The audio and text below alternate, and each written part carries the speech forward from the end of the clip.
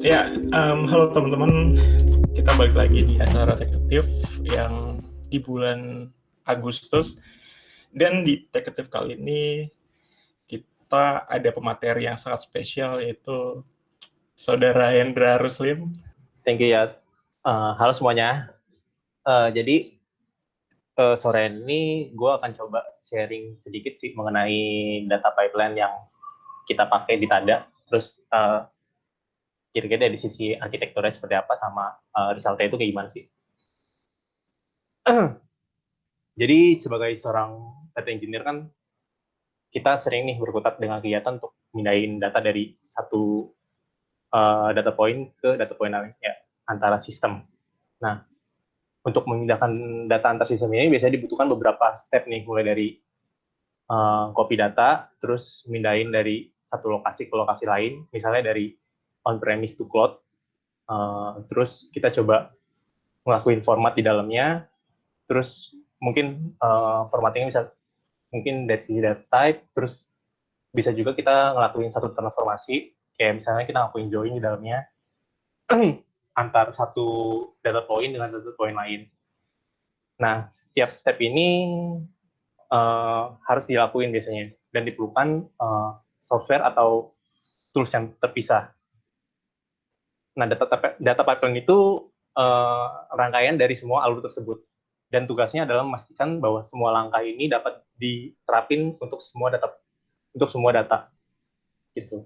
Nah, mungkin teman-teman pernah dengar juga terms ETL atau ELT ya. Jadi ETL itu extract, transform, load. Kalau ELT itu extract, load, transform. Lalu bedanya apa sih data pipeline ini sama terms dari ETL atau ELT? Nah, ETL itu biasanya mengacu pada sekumpulan proses yang di dalamnya itu ada proses ekstraksi data dari satu sistem, terus mentransformasikannya, terus memuatnya ke beberapa basis data atau database, atau mungkin data warehouse. Nah, kalau sedangkan terms data pipeline sendiri, itu biasanya lebih mengacu pada setiap set elemen pemrosesan data dari satu sistem ke sistem lainnya. Dan mungkin di sepanjang alur tersebut atau flow tersebut itu terdapat proses transformasi. Nah, di Tada sendiri, kira-kira kenapa sih kita butuh sebuah data pipeline? Gitu?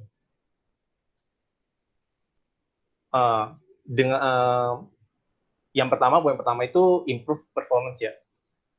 Jadi kebutuhan data ini kan sebenarnya ujungnya nanti bakal ada kebutuhan proses analisa. Nah, dengan memisahkan database transaksional dengan database untuk processing atau analitik, kita bisa meningkatkan performance pada kedua sistemnya atau kedua database yang ada. Kemudian dengan adanya data pipeline, kita juga dapat melakukan proses penggabungan atau konsolidasi data yang bersumber dari berbagai macam sumber nih. Dan dalam penerapannya di Tada sendiri itu data-data dari berbagai data point ini akan dikonsolidasi ke dalam bentuk data warehouse.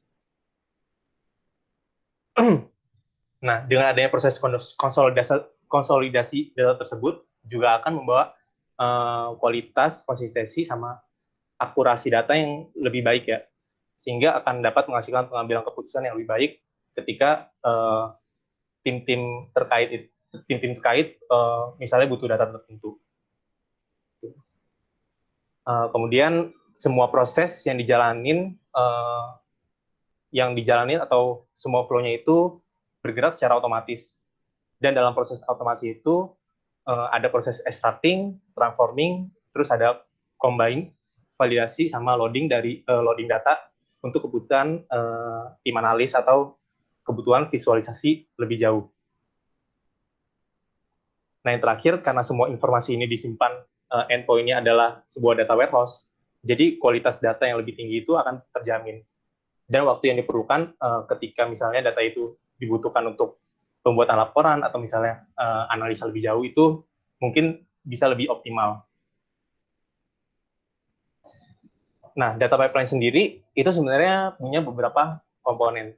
Kalau di sini dilihat ada 8 komponen dari data pipeline. Yang pertama itu origin. Origin itu menandakan sebuah uh, source ya, di mana data itu berasal. Nah, yang kedua ada destination, dari namanya kita udah jelas ini destinasi endpoint di mana data bakal berakhir di mana. Kemudian ada data flow. Data flow ini movement of data ya. Jadi bagaimana data itu bergerak dari satu endpoint misalnya ke endpoint lainnya. Kemudian ada storage. Storage ini lebih mengartikan lebih nge-refer ke sistem di mana data itu berada di mana data itu berada ketika sedang dipindahkan atau dalam data flow, dalam movement-nya, kira-kira data ini akan bergerak dari storage mana ke mana, gitu. Kemudian ada processing. Nah, processing ini itu include aktivitas di mana kita ngelakuin ingestion, terus ada proses mungkin ada transforming, sama mungkin ada validasi. Pokoknya semua jenis processing data itu ada di sini. Kemudian ada workflow. Nah, workflow ini adalah kumpulan task-task yang membentuk satu alur dengan aliran. Jadi task-task yang saling terhubung dengan sifat sequence of process. Kemudian juga ada monitoring dan teknologi. Nah, kalau di Tada sendiri, kita tahu kita punya 3 platform. Ada Tada Wallet, terus ada Tada Partner, sama Insight by Tada. Nah, ketiga platform ini juga mencangkup beberapa pelayanan yang diberikan oleh Tada, mulai dari membership, referral, corporate card, fulfillment, terus ada integration, dan lain sebagainya. Nah, dari 3 platform dan banyaknya pelayanan yang diberikan oleh Tada ini, sebenarnya kan di sisi belakangnya juga ada beberapa back-end service ya. Seperti yang kita mungkin ketahui, kalau Tada itu kan kita menggunakan microservice. Jadi ada beberapa microservice yang ada. Nah, di tiap microservice ini dia punya data point sendiri kan, atau mungkin database-nya sendiri.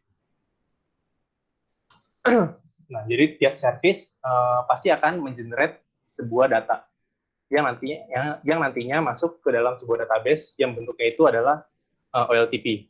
Jadi dia bentuk database-nya adalah transaksional. Nah, dari banyaknya data point ini nantinya akan kita consolidate atau akan kita gabungkan datanya ke dalam endpoint kita, data warehouse, dengan menggunakan data pipeline. Nah, untuk arsitekturnya sendiri sebenarnya kita udah mulai ada tim data itu sebenarnya udah dari 2018 ya. Nah, ini adalah dan perubahan arsitekturnya itu kita udah ngubah sekali perubahan dari arsitekturnya. Nah, kalau dilihat di sini adalah previous arsitektur yang ada. Jadi di sini ada 5 layer. Yang pertama source layer, ada staging and transformation layer, kemudian ada data warehouse layer, sama visualization layer, sama orchestration layer. Nah, kalau dilihat di sini source layer-nya itu cenderung RDS ya, Postgre.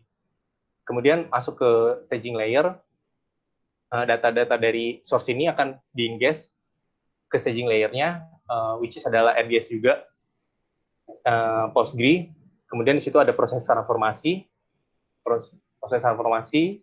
kemudian baru setelah proses transformasi itu selesai, datanya akan ditarik ke data warehouse layer. Nah, data warehouse yang kita pakai adalah Redshift. Kemudian dari Redshift ini baru nanti datanya akan dikonsum melalui visualization layer, atau akan dikonsum oleh visualization layer itu ada Tableau sama Holistic. Nah, untuk orchestration layer-nya dulu karena Holistic adalah itu platform yang menyediakan proses ETL juga, jadi kita orchestration layer-nya kita waktu itu menggunakan Holistic juga. Nah, dari arsitektur ini sebenarnya ada beberapa kelemahan. Jadi kalau dilihat sebenarnya nggak ada data pipeline karena platform Holistic sebenarnya hanya menyediakan kayak tools untuk untuk kita ngelakuin proses ETL aja. Jadi dia mengekstrak data dari satu database ke database lain, kemudian kita ngelakuin proses transformasi di database itu sendiri, baru nanti dari setelah selesai transformasi itu, baru kita ekstrak lagi dari satu database ke database lain. Kemudian untuk memanage dependensi antar task itu jadi sulit. Jadi untuk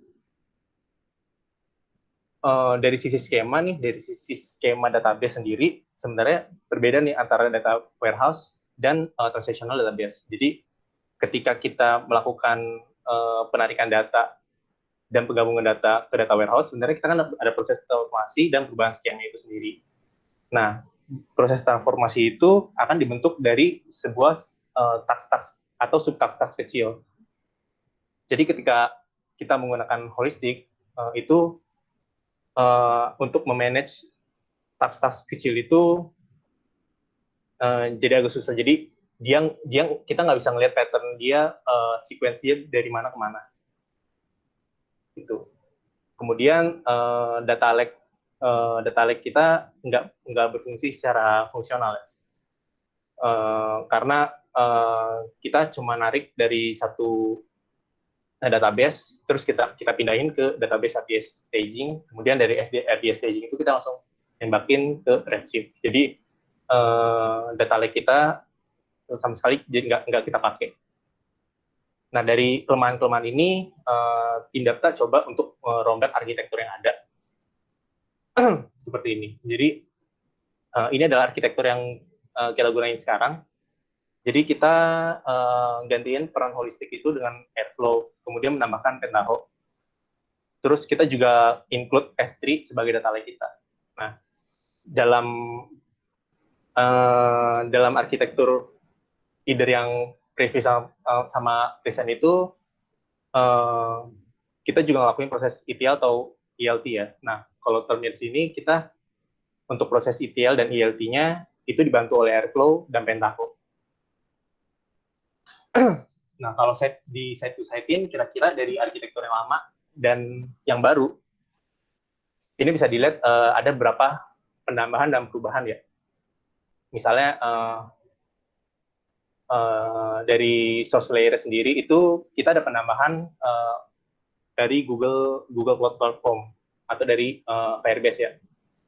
Nah, ini untuk data-data biasanya event application.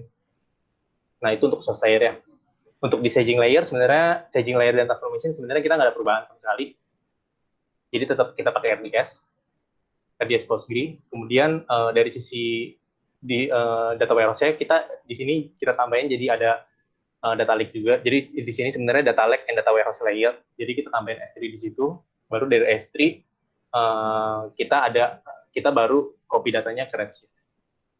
Lalu untuk visualization layer-nya, di situ kita ada penambahan metabase ya. Nah, mungkin perubahan yang paling besar itu terjadi di orchestration layer-nya. Di sini kita merombak semua yang tadinya dikerjakan oleh holistic, jadi kita ubah semua, kita pakai Airflow sama Pentaho. Nah, untuk proses ETL atau ELT-nya sendiri yang terjadi di arsitektur yang sekarang itu kayak gimana? Jadi untuk proses extract transform load-nya, di sini step pertama itu, jadi data yang ada itu diekstrak dari source table menggunakan Pentaho. Jadi semua datanya itu disimpan di in memory oleh Pentaho. Dan join Pentaho ini di-trigger atau dipanggil menggunakan Airflow operator. Itu data yang sudah ditransform menggunakan Pentaho, kemudian akan di-load menuju ke RDS Postgre. Ini bentuknya udah ke dimension dan atau fact table biasanya. Kemudian setelah disimpan ke RDS yang sudah di ini, baru datanya dipindahkan ke Redshift via S3. Jadi datanya kita load dulu ke S3, baru dari S3 datanya kita copy comment ke Redshift. Nah, sedangkan proses ELT-nya atau extract load transform-nya itu seperti apa? Jadi Datanya pertama kita extract dulu. Ini menggunakan jawabnya di-trigger oleh Airflow operator. Jadi setelah ditarik oleh Airflow operator, datanya bakal langsung di-load ke Redshift. Jadi dia nggak ada nyimpen data di in-memory lagi. Semua datanya langsung jatuh ke database. Baru setelah dari database itu, kita transform datanya menggunakan performance database-nya. Jadi kita transform setelah dia terbentuk table dimension atau fact table-nya, baru kita load ke S3, kemudian kita copy ke Redshift. Nah, sebenarnya penggunaan ELT atau ETL itu sebenarnya bedanya apa sih? Nah, kalau ETL biasanya karena dia mengharuskan menampung data di in-memory, which is berarti akan memakan resource memory dari servernya. Itu biasanya ETL itu lebih ke data-data yang sifatnya lebih sedikit dibanding proses yang ELT. ELT ini biasanya dia dulunya sebenarnya berjalan batch, datanya batch. Cuma untuk yang ETL itu biasanya datanya lebih sedikit ketimbang yang proses ELT. Nah, di sini mungkin ada comparison script ketika kita mengakses atau melakukan analisa atau aggregation level OLTP atau OLAP. Nah, di sini saya coba ambil salah satu sampel data yang kita punya. Nah, ini menghasilkan return result yang sama ya, kalau dilihat. Kemudian dari sisi penulisan scriptnya sendiri itu berubah dari 51 row ke 14 row saja. Kemudian dia juga reduce query time ketika kita langsung mengakses dari OLTP itu butuh 16,857 second. Sedangkan ketika kita compare dengan data warehouse yang ada atau data yang sudah kita olah, itu menjadi 0,088 seconds. Nah, ini berubah 190 kali lebih cepat ya. Nah, di list of teknologi dari data pipeline yang kita punya, itu yang pertama di source layer-nya ada RDS, Postgre, kemudian ada Firebase, ini adalah live event yang seperti saya bilang tadi. Terus ada MongoDB juga. Kemudian untuk staging atau transformation layer-nya, kita masih tetap sama, ada RDS Postgre. Kemudian di data lake atau data warehouse layer-nya, di situ ada S3 dan Redshift. Dan di visualization layer, itu ada Tableau, Holistic, dan kita ada nambah Metabase di situ. Nah, untuk orchestration layer-nya itu ada Airflow dan Pentaho untuk proses ETL-nya. Nah, ketika perubahan arsitektur ini kita kerjain, ada beberapa challenge ya yang kita dapat. Yang pertama dari bisnis continuity, karena ada sendiri kan bisnisnya berkembang ya, produknya juga terus bertambah. Jadi kita kita kan juga udah punya beberapa job yang mungkin perlu di-maintain atau perlu di-optimize. Nah, jadi karena bisnis ada sendiri growing dan produknya juga mungkin lebih banyak dan kebutuhan akan data itu, requirement data juga tiap hari mungkin jadi lebih bervariatif dan lebih banyak.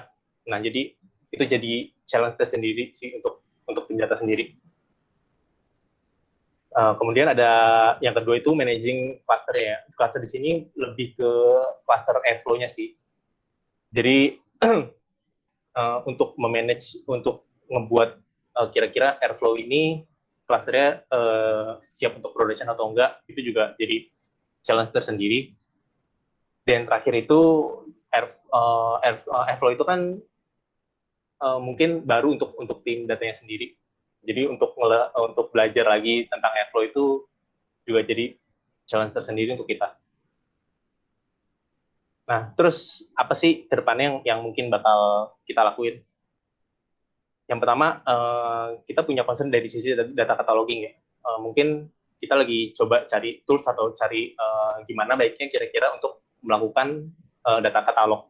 Jadi data katalog ini adalah metadata untuk data kita sendiri. Jadi kita tahu misalnya untuk satu tabel transformasi kita kira-kira minta informasi tabel itu seperti apa gitu.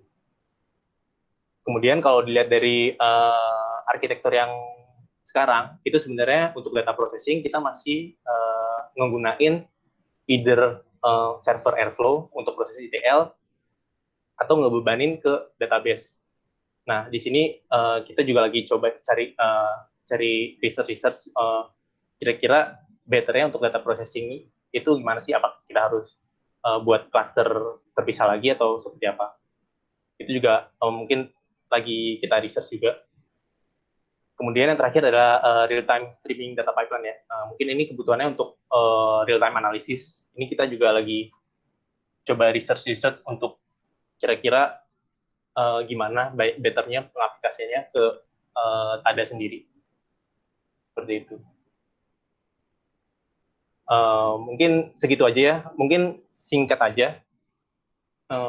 Dan mungkin cuma ini gambaran besarnya doang.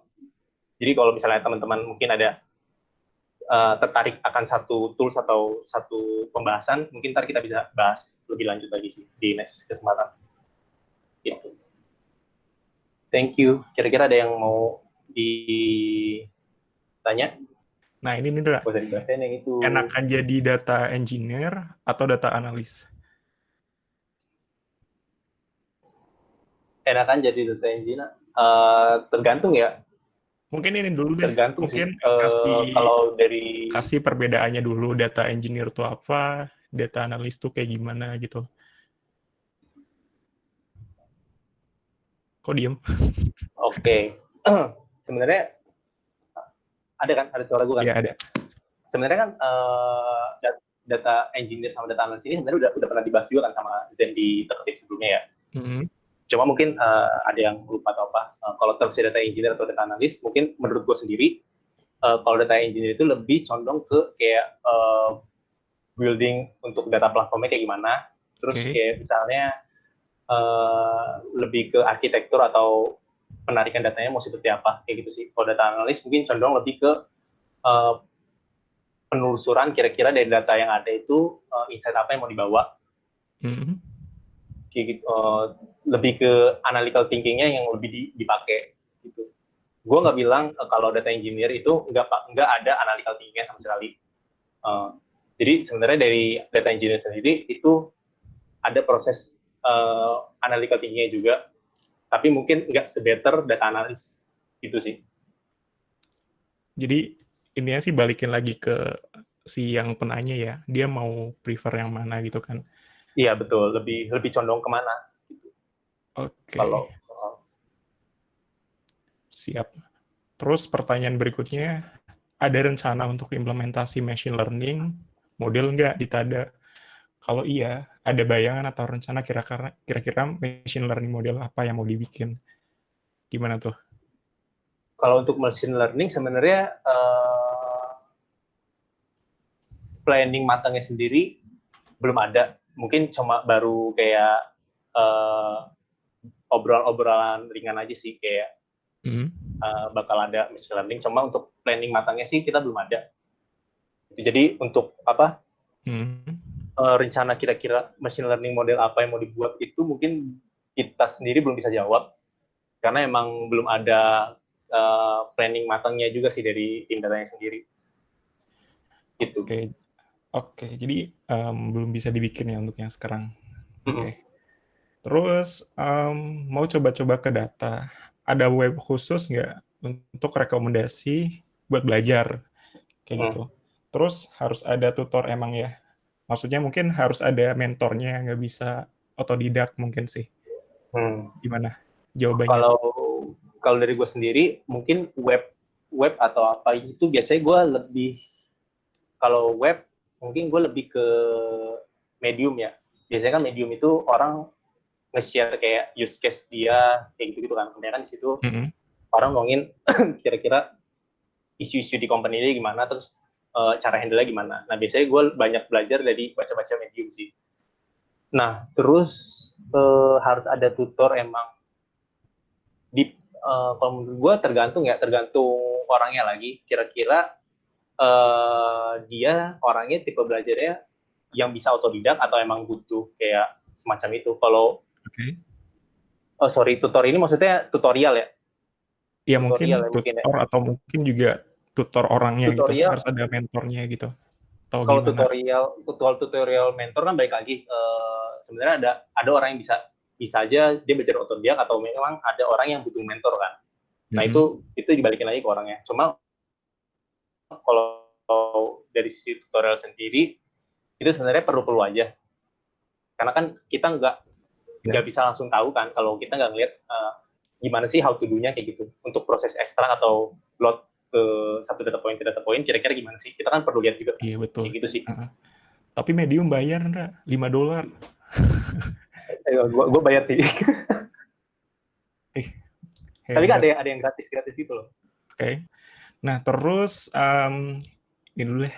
Selain Redshift, tools non-open source atau istilahnya yang berbayar, yang dipakai di Tada tuh ada apa aja sih? Oke. Kalau di arsitektur tadi sendiri itu sebenarnya hampir semuanya kan kita pakai AWS ini ya. AWS Ada Service. Mungkin RDS, Redshift tadi kan, iya. Mungkin yang dari sisi open source doang itu cuma yang Airflow, Pentaho, sama Metabase. Itu yang lainnya berbayar sih. Gitu. Dan dari Airflow itu berbayar ya? Iya, betul. Dan dari Airflow dan Pentaho-nya sendiri atau Metabase sendiri itu kan sebenarnya kita juga bikin dia on top of AWS service kan, which is EC2 atau Elastic Install gitu. Oke. Terus tadi tuh saya lihat kan slide-nya kok nggak ada MongoDB di data source-nya, Ndra? Emang belum di ini kah? Iya, kelupaan gue. sorry. Oh. Nah, terus nih ada robot nih. Apakah teknologi machine learning mengancam pekerjaan Anda? Waduh, serem juga. Ya, banyak sih topik kayak gitu. Maksudnya di grup juga kadang jadi beberapa perbincangan kayak gitu. Cuma mengancam pekerjaan Anda atau enggak, sebenarnya enggak ya harusnya. Ya. Emang banyak tools yang kayak mempermudah kerjaan data engineer, kayak misalnya ada kayak DBT, terus ada juga Dremio, kayak gitu sih banyak. Cuma dari sisi mengancam pekerjaan sih harusnya sih enggak ya. Soalnya kan untuk building data platform atau itu apa sih? Building data platform atau arsitektur sendiri itu atau nyelesain satu case sendiri itu menurut gue tetap butuh kreativitas dari seorang data engineer juga sih, gimana ngeliat kasusnya. Oke. Kayak gitu. Jadi masih aman lah ya? So far sih aman ya. Gue nggak tahu next day gimana. Masih aman ya? Oke, lanjut. Untuk preprocessing data yang sendiri, apakah sekarang fully automated atau ada preprocessing data secara manual juga? Untuk yang sekarang berjalan, overall sih kita udah automated. Jadi semuanya untuk proses kayak engaging data terus transformasi segala macam itu kita udah automate. Kecuali mungkin ada kayak requirements yang dadakan yang tiba-tiba datang yang harus dikerjain secara manual, itu baru kita processingnya secara manual. Oh, tapi banyaknya udah otomatis ya? Overall sih udah otomatis. Oke. Terus untuk yang real time streaming data pipeline, rencananya mau pakai tool apa? Dan kenapa Tada perlu real time streaming data pipeline? Oke, kalau dari terms analitiknya mungkin gue nggak bisa terlalu banyak ngejawab ya. Kayak kebutuhan analisa untuk data real time data itu kayak gimana. Cuma yang terjadi itu, gue mungkin jawab dulu dari toolsnya ya. Toolsnya mungkin yang sekarang kita lagi coba mau research itu DBZoom ke Kafka. Jadi kita Apache ada Kafka. Ya Apache Kafka. Jadi kita kemarin ada research soal kayak RDS yang kita pakai kan Postgre kan. Dan Postgre yang 9,4 ke atas itu sebenarnya dia udah nyediain WAL, Wolog. Jadi semua kayak DML itu kecatat semua kayak inserting data, update data, delete data itu sebenarnya kecatat di Wolognya. Oh, I see. Jadi dengan DBC ini sih diharapin jadi tiap kali ada perubahan data atau informasi yang masuk akan langsung otomatis kesinkronai sama database staging kita. Cuma kita masih proses POC sih, proof of concept-nya kayak gimana, kira-kira emang bisa diterapin atau enggak, gitu.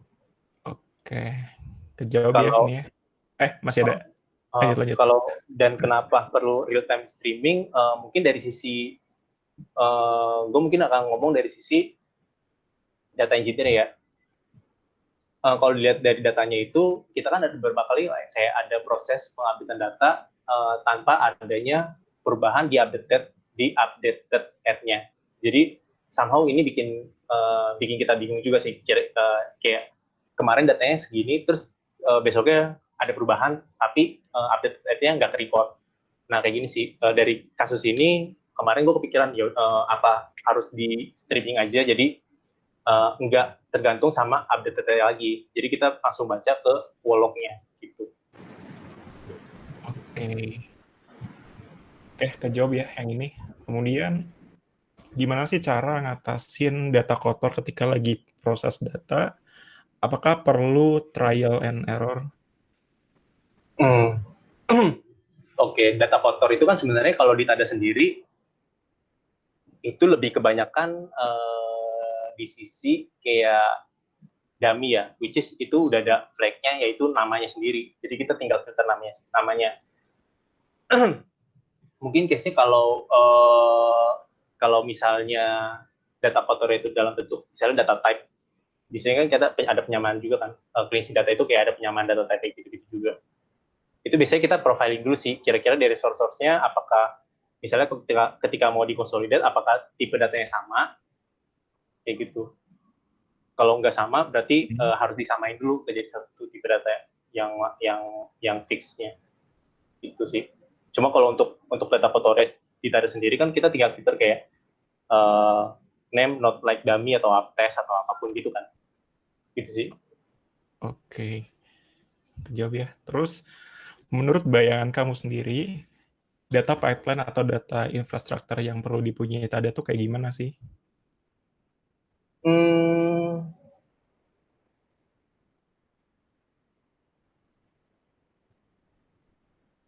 Kalau sekarang sih sulit nih pertanyaannya.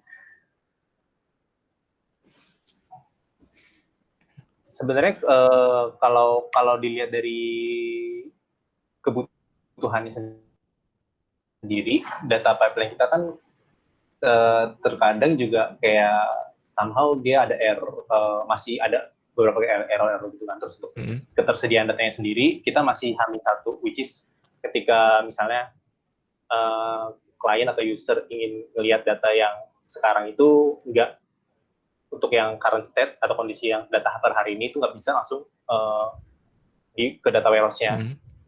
Gitu sih. Mungkin bayangan data infrastruktur mungkin udah terpenuhi sih dari sisi data source, terus ada mungkin dari sisi data processing-nya itu juga ada sendiri, terus ada dari sisi orchestration-nya ada sendiri, gitu sih. Cuma ini open discussion aja sih kira-kira mungkin gimana. Soalnya kita sendiri kan masih growing terus ya, kira-kira untuk arsitekturnya mana yang fit untuk ada. Gitu. Oke, berarti kalau punya saran gitu tinggal kontak. Iya, boleh banget aja. Boleh banget. Oke.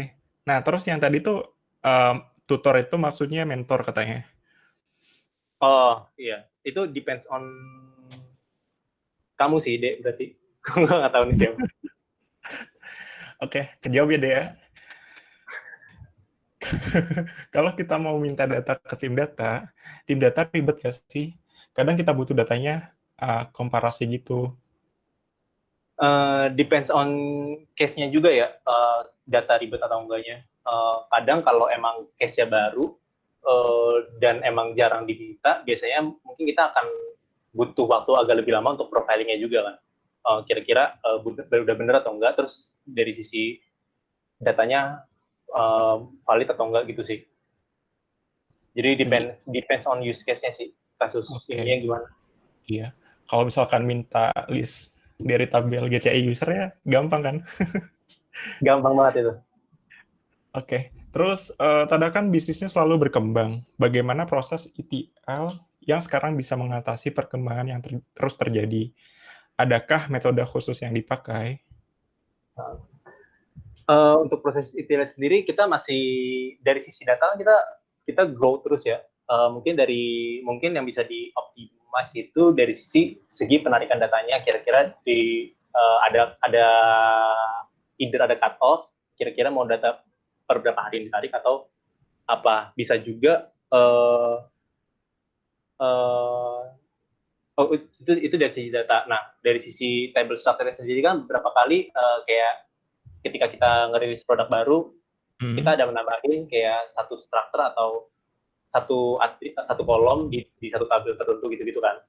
Yeah. Nah, biasanya kan hal ini juga bakal bikin error ketika proses ETL-nya nih. Makanya kemarin kita sempat ada proses untuk cek table structure-nya dulu sih.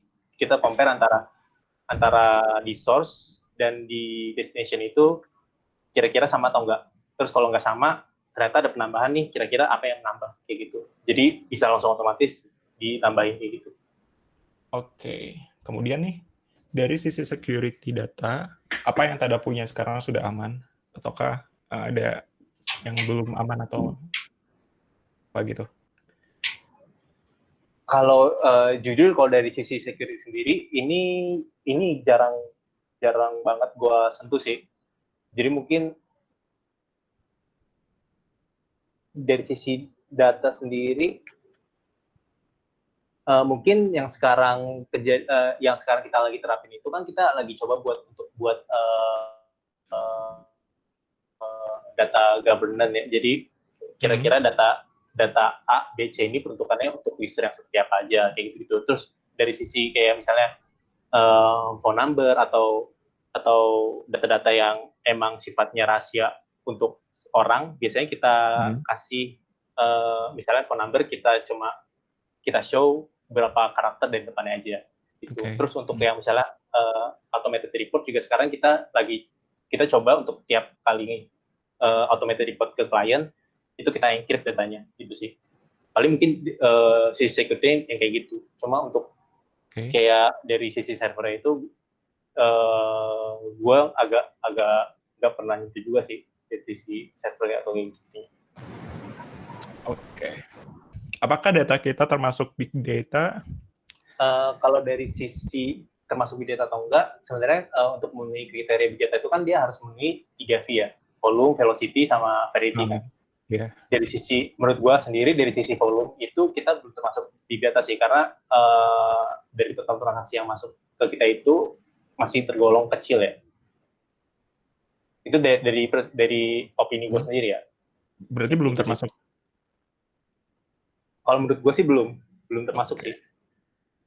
Terus juga kayaknya big data kan lebih ini lagi ya, kayak ada Hadoop, terus apalah gitu. Itu kan lebih ke teknologinya. Cuma dari sisi datanya sendiri, kalau ngomongin big data kan berarti lebih bervariatif nih, lebih variasi. Ada aja mungkin ada data log, ada data dari log server, log web atau apa. Terus mungkin ada juga data-data dari kayak kita nge-crawling kayak misalnya sosial media atau berita atau apa gitu. Jadi gitu lebih bervariatif. Oh, I see. Nah, terus nih, masih relate nih. Tolak ukur big data tuh apa sih? Kalau saya sendiri sih, kalau gue sendiri sih ngeliatnya biasanya based on 3V itu ya, volume, variety, sama velocity-nya. Kira-kira volumenya udah termasuk kriteria gitu atau enggak, terus dari variety-nya kira-kira masuk atau enggak, gitu sih. Oke. Ini udah. Apakah kamu pernah dikomplain oleh klien kalau ada report yang menurut mereka salah? Apa sih yang lu biasanya lakuin gitu kalau dapat komplain dari klien? Komplain pasti ada ya. Namanya manusia pasti nggak selalu benar. Jadi mungkin ketika ada komplain, mungkin sebenarnya kan untuk provide report sendiri kita di stage awal itu ada kayak gathering requirements dulu. Kira-kira requirements reportnya itu mau seperti apa. Mungkin ketika ada komplain, mungkin ada misperception atau miscommunication antara user sama ini, jadi datanya nggak sama atau nggak ini ya. Itu sih. Oke, kejawab ya nasi campur. Terus, wah nasi campur lagi nih. Em, ini dulu ya. Apakah ada contoh case data yang kita punya sukses untuk tim marketing? Apakah ada contoh case data yang kita punya khusus untuk marketing? Hmm, ini gue belum bisa jawab sih. Oke, mungkin Ini jadi PR boleh oke, nggak? boleh. Nasi Ntar yang campur. nanya Japri aja ya. Japri Hendra maksudnya, jangan Japri saya. Ah, oke, boleh boleh. Oke, terus ada dari Gado-Gado. Programming language apa sih yang bagus buat data? Kan ada Python sama R tuh. Kelebihan sama kekurangannya apa aja? Soalnya Ah, kan di luar sana juga banyak tuh perdebatan, bagus Python, bagus R gitu. Nah, kalau menurut lu itu hmm. gimana gitu?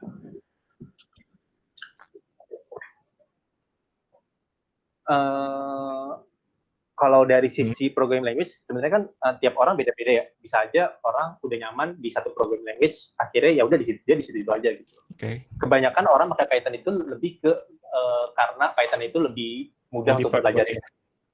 Sama lebih mudah juga untuk dipelajarin kan. Oke, Kalau dari sisi data engineer sendiri sebenarnya programming language yang bagus itu sebenarnya lebih ke Java programming sih mungkin ya, oh atau ke Java. Scala. Uh, Oh yang Kalau Python itu GVM ya. biasa identik lebih ke data science karena di situ dia udah nyediain kayak library machine learning segala macam kan, jadi dia tinggal pakai aja kayak gitu. Cuma dari sisi data engineering sih biasanya lebih condong ke either Scala atau Java sih, Atau atau baru mungkin begitu Kotlin juga bisa. ya mungkin ya. Soalnya kan JVM juga tuh. Terus diriku pernah bikin data pipeline real time untuk crawling berita terbaru di detik. Tapi akhirnya ketahuan dan IP-nya Yeah. kena ban. Ada trik khusus nggak? Gue lupa sih. Sebenarnya ini pernah juga. Ini dulu gue juga pernah ngelakuin satu project sih untuk crawling berita sama temen gue, dan itu untuk kayak sentimen analisis ketika lagi pilpres. Jadi 2018 ya, 2018. Pilpres tuh Uh, 19. iya, sebelumnya. Jadi kan udah Oh, masa kampanye dari tahun sebelumnya kan. Jadi kita coba oke. crawling untuk sentimen analisisnya. Nah, ada satu website juga sih yang kayak ada satu website yang kita crawling terus sampai servernya down kayak gitu karena request request terus Mhm. ya. Iya. Kayaknya sih harus, kalau kemarin sih kayaknya kita jedain sih. Jadi nggak dia nge-request tiap beberapa detik atau tiap berapa detik gitu sih. Jadi nggak terus-terusan nge-request gitu. Mungkin ya. Oh, mungkin Kalau juga kalau kita pakai heeh, gimana gimana? kalau kalau dulu sih kita kayak gitu. Jadi kita ada jeda waktu berapa second, Oh, kasih dan delay gitu ya? dan berita itu kan nggak tiap milisecond diupdate terus kan, pasti ada jeda Betul. waktunya juga. Iya. Jadi sesuaiin aja sih sama kira-kira apa yang mau di crawling. Kecuali kalau misalnya crawling Twitter itu kan orang Indonesia kan suka bacot kan. Jadi mungkin lebih banyak Oke. tuh bisa di ini itu sih. Oke. Jadi dikasih Oh, ini delay orang yang nih. bikin notifian kan. Bukan saya Pak, ini Pak Praja ya. Sepertinya. Berapa lama proses menarikan data raw ke warehouse sampai siap pakai oleh klien? Nah, kira-kira Nah ini butuh waktu berapa lama tuh? depends juga on case-nya. Kalau emang dari proses awal dari awal kita gathering requirement itu mungkin untuk skala project yang besar mungkin butuh sebulanan atau lebih itu sih. Jadi untuk ini semuanya depends on case sih. Jadi gitu. Mungkin untuk yang lebih simple kita bisa kerja lebih cepat, mungkin bisa sehari atau 2 hari gitu. Mhm. Kalau mungkin datanya lebih kompleks lagi dan perlu untuk proses validasi lebih jauh, mungkin bisa jadi seminggu atau 2 minggu kayak gitu sih. Nah, ini nih, indexing nih. Kalau indexing sebenarnya kan tiap kita build query itu kan sebenarnya harus dipastiin kita udah explain di query itu kan kita bisa explain plan kan. Jadi kita benar-benar lihat kira-kira query kita itu costnya berapa. Hmm. Nah dari cost itu kan ketahuan tuh kira-kira mana sih yang bisa diindeks atau mana sih yang butuh diindeks ketika ternyata ada satu S join, atau ketika query itu ada satu yang cost gede, itu kan bisa kita cek lagi tuh, kita bisa profiling lagi datanya, kira-kira gimana sih bagusnya, apakah di indeks atau gimana, atau mungkin di partisi atau gimana, gitu sih. Oke. Perbedaan query paling signifikan buat tiap di BMS yang digunakan kira-kira apa selama ini? Misal biasa pakai Postgres, terus ada data di store di SQL server atau di Oracle database. Gimana tuh? Kalau di OLTP sendiri kan sebenarnya dia lebih prosesnya untuk transactional databases ya. Jadi untuk misalnya kalau kita ngelakuin analytical itu mungkin agak nggak sesuai. Oke. Kalau perbedaan query paling signifikan itu mungkin gue belum pernah sih ngebenchmarkin tiap-tiap database kayak Postgres itu gimana, SQL Server itu gimana, Oracle itu gimana. Meskipun gue udah pernah pakai ketiganya, tapi gue belum pernah benar-benar kayak di pairing untuk benchmarking gitu. Kira untuk data segini dengan setting up memori atau CPU yang sama, kira-kira mana yang lebih bagus, itu gue belum pernah sih. Mungkin ini jadi PR. Mau benchmarking nih. Mantap, mantap. Ada saran nggak buat dashboard Istada biar query-nya makin ngebut? Kenceng. Ya, sama kan.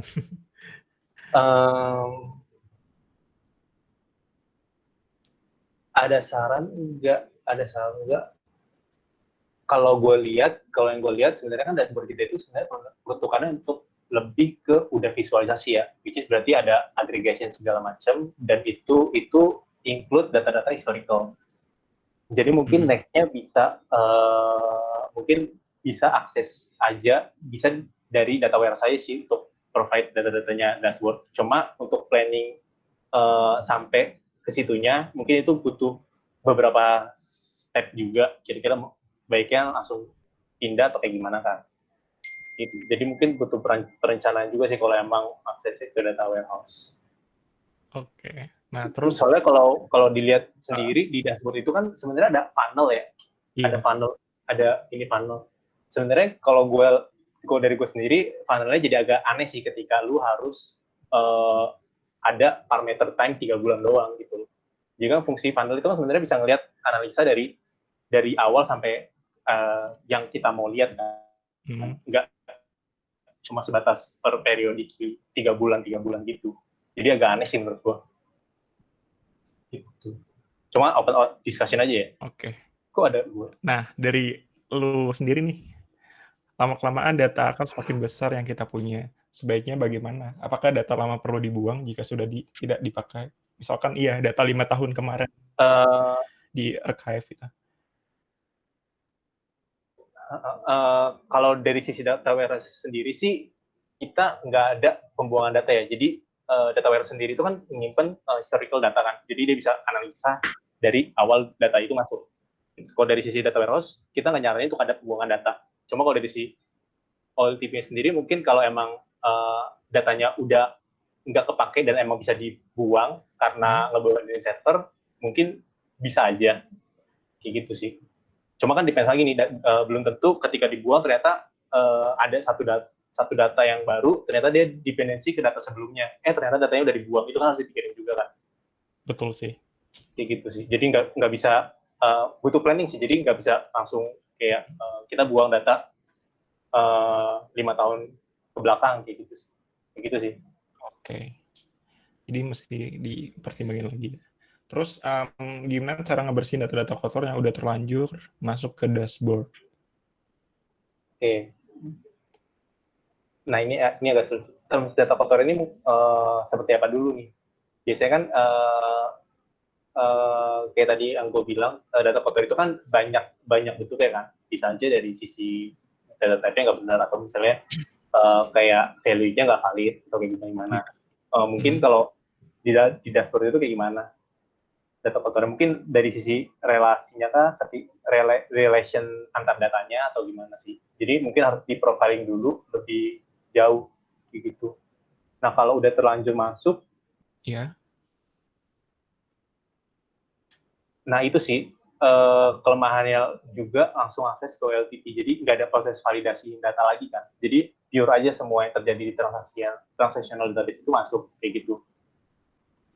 Kalau misalnya kita ngelakuin proses extract transformation dulu, di situ kan mungkin kita ada proses validasi untuk kira-kira benar nggak sih terms datanya, apakah diperbolehkan misalnya satu kartu punya banyak relasi ke customer ID misalnya, atau sebaliknya kayak gitu sih. Jadi ada proses validasinya juga kayak gitu. Oke. Kemudian ya semangat Ndra buat eksekusi planningnya. Kita menunggumu. Bantuin juga dong. Iya. Terus gimana treatment data yang emang dari sumbernya udah salah atau anomali? Kayak kopi, Ndra. Apa? Ada anomali treatment data. Mungkin kalau belum sempat di show atau di present, akan lebih mudah kita treatment ini kan berarti either kita ngebenerin datanya atau mungkin kita exclude aja kan datanya. Kayak gitu. Jadi ada dua pilihan sih. Either emang kalau datanya bisa diperbaikin based on logic yang ada, kita perbaikin dan itu sesuai dengan bisnisnya, atau mungkin kalau emang udah hancur banget, ya udah kita exclude aja. Nah, masalahnya kan ketika kita tahu data anomaly ini ketika setelah kita present atau kita setelah di show ke user atau klien kan. Nah itu sih yang jadi masalah, karena nggak bisa tiba-tiba kita misalnya kita buang, nanti klien bilang kok datanya nggak sama lagi kayak gitu. Oke, karena udah jam 5, jadi Q&A kita tutup. Thank you, Hendra.